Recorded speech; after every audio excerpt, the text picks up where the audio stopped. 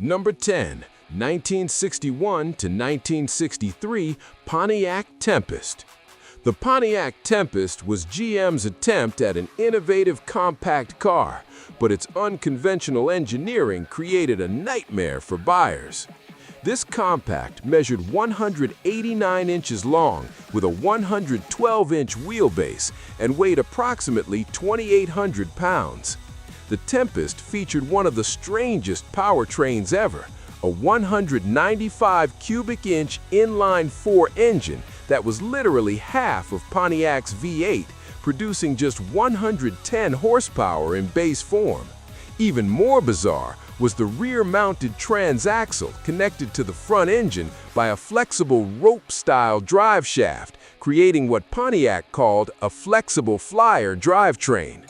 A Trophy 4 engine option with 166 horsepower was available, along with an aluminum V8. The innovative engineering proved to be a reliability disaster. The rope drive shaft vibrated excessively and required constant maintenance, often failing prematurely and leaving drivers stranded. The four-cylinder engine, being half a V8, was extremely rough and unbalanced, shaking the entire car at idle and under acceleration. Number 9, 1960 Edsel. The 1960 Edsel was historically catastrophic, earning its place as one of the biggest automotive failures ever. Ford discontinued the entire brand after producing only 2,846 units, making it the only automobile never actually produced during its designated model year. By 1960, the Edsel had been stripped of its controversial horse collar grille and looked identical to Ford models, eliminating any reason to buy one. Ford lost over $250 million on the program, equivalent to over $2.6 billion today. The 1960 models were essentially badge-engineered Fords with minimal distinction. Quality control was an absolute nightmare.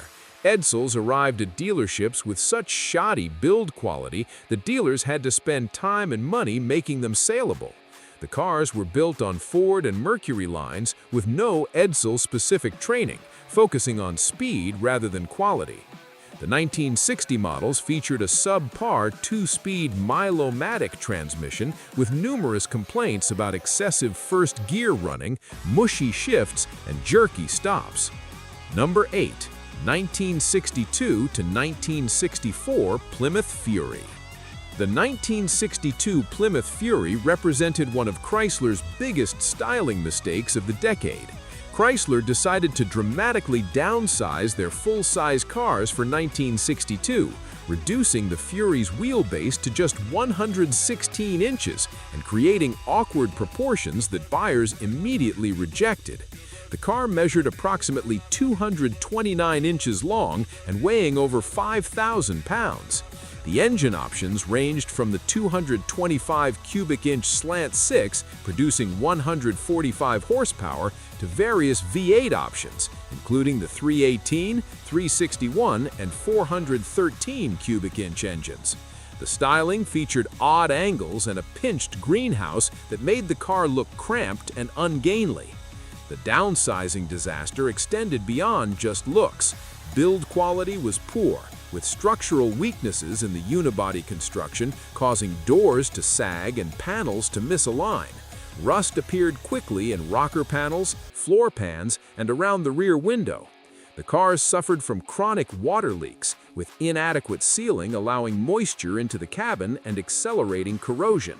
Sales collapsed dramatically, with Plymouth dropping from third place in industry sales to eighth place by 1962. Dealers were furious, and many customers who bought these cars felt cheated by the awkward styling and poor quality. Number 7, 1960-1964 Imperial Crown. The Imperial Crown represented Chrysler's flagship luxury car, positioned to compete directly with Cadillac and Lincoln. However, early 1960s Imperials suffered from significant quality control problems Chrysler couldn't resolve. The TorqueFlite automatic transmission experienced shift quality issues and premature wear due to the car's substantial weight exceeding 4,600 pounds. The 413 and later 440 cubic inch V8s consumed oil excessively and developed bottom-end bearing problems much earlier than expected for a luxury vehicle. Imperial's electrical systems were overly complex for the era's technology, with automatic headlight dimmers, power seats, windows, and climate controls failing regularly. The distinctive push-button transmission controls proved fragile and expensive to repair.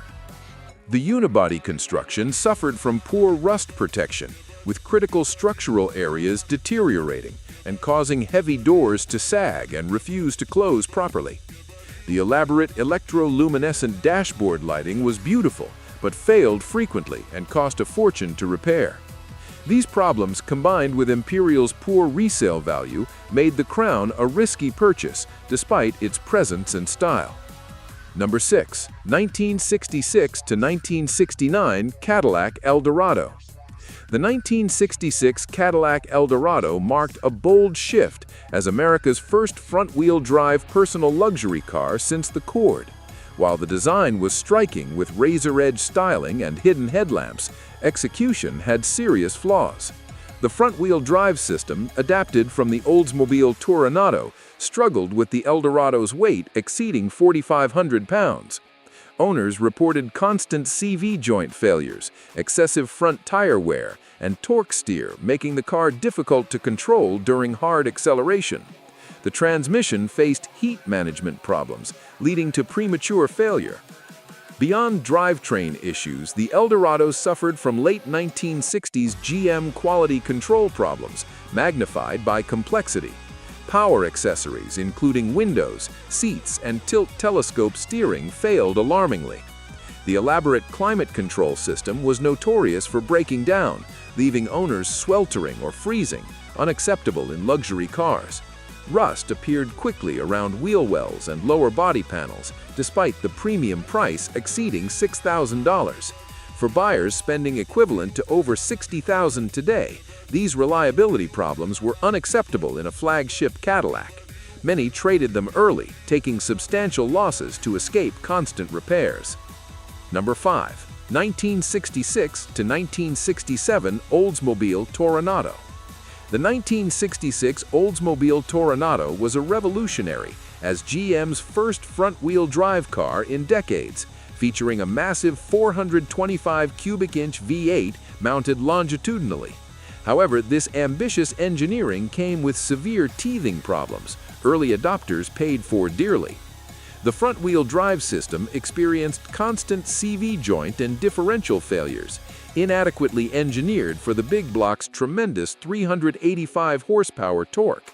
Transmission cooler lines frequently leaked, and the complex chain drive transferring power required expensive repairs easily exceeding $1,000.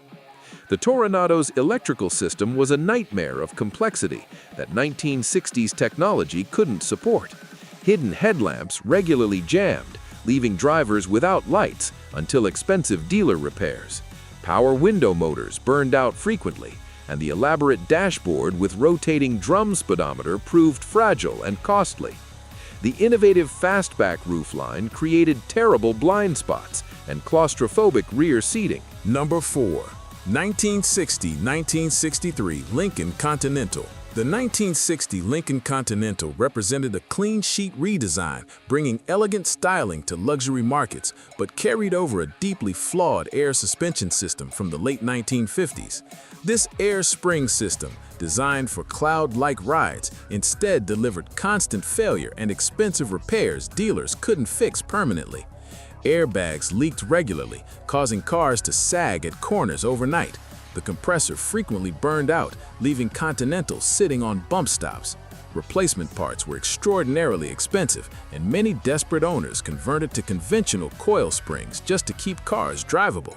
Beyond infamous air suspension, these Continentals suffered serious body quality issues despite premium positioning. Unit body construction proved poorly executed, with weak spot weld allowing excessive flex, causing door misalignment and wind noise. Rust attacked floor pans, rocker panels, and rear quarters with shocking speed for expensive cars. The 430 cubic inch V8 developed bottom-end problems, and automatic transmissions shifted poorly when cold. The convertible version had worse problems, with complex power top mechanisms failing constantly. Number 3. 1960 Mercury. The 1960 Mercury represented the end of an era in a bad way for buyers who chose one. While Mercury toned down excessive late 1950s styling, 1960 models still rode on a massive 126-inch wheelbase and weighed over 4,500 pounds for Park Lane convertibles. This substantial size translated to poor fuel economy, difficult urban parking, and expensive maintenance. Reaching only 154,000 units production, sales were marginally up from 1959, but nowhere near competitive with other mid-price brands. Starting in 1961, Mercury would become little more than a restyled, expensive Ford, losing distinct identity forever. Problems extended beyond styling and positioning. The massive cars were expensive to operate, with high costs for tires, brakes, and consumables wearing faster due to excessive weight. The 312, 383, and 430 cubic inch V8s were powerful but extremely thirsty, often returning single-digit city fuel economy. The optional multi-drive Merco-Matic transmission added complexity and failure points. Build quality was inconsistent, with electrical issues, power steering leaks, and trim pieces falling off being common complaints. Beautiful dashboard wood veneer would crack and peel in hot climates. Number 2. 1968-1969 Jaguar XJ6 Series 1. The Jaguar XJ6 launched in 1968, replacing multiple aging sedans, combining beautiful styling with sophisticated independent rear suspension and smooth inline-six engines. However, early Series 1 cars suffered from atrocious British Landon build quality, destroying Jaguar's American reputation for years. The electrical system was an absolute disaster, with Lucas components failing constantly and causing everything from dead batteries to complete electrical fires. The fuel injection system using Lucas mechanical injection proved temperamental, requiring constant adjustment by specialists charging premium rates. Structural and mechanical problems matched electrical nightmares perfectly. Cars rusted at alarming rates, with corrosion appearing within the first year around windshields, door bottoms, and suspension mounting points, shocking for luxury cars. Rear suspension bushings deteriorated rapidly, causing vague handling and accelerated tire wear. Air conditioning systems failed regularly, and interior trim pieces fell off or rattled loose with disturbing frequency. Beautiful dashboard wood veneer would crack and peel in hot climates. Number 1. 1966 to 1969 Cadillac Fleetwood Brougham. For the number 1 spot, we have the Cadillac Fleetwood Brougham of the late 1960s, representing the pinnacle of American luxury, but also marking serious decline in GM's build quality, foreshadowing bigger 1970s problems. Despite costing more than almost any American car at over $6,500, the Fleetwood suffered from shocking quality control issues, betraying buyers' trust. Body panels fit poorly with inconsistent gaps varying car to car. Paint quality was mediocre, with orange peel and runs visible on new vehicles, and chrome trim fell off or corroded quickly.